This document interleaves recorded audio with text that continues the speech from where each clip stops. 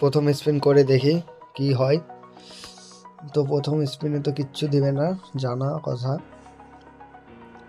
তো step up event এটাতে কমসে কম 2100 ডায়মন্ড লাগবে এটা বার করতে। তো দেখি আমি চেষ্টা করি কত ডায়মন্ডে বেরোয়। তো প্রথমে স্পিন করে নিছি, এখন বাকি আছে কয়েকটা স্পিন। তো দেখি আর কত ডায়মন্ড লাগে। চলো ডায়মন্ড ক্লেম করে আসি। পরে আসে এখনও ডায়মন্ড ক্লেম করা হয়নি। মেম্বারশিপে গেলাম, 50টা ডায়মন্ড ক্লেম করলাম। এইবার চলো স্পিন করে দেখি কোনটা বের হয়। চলো চলো,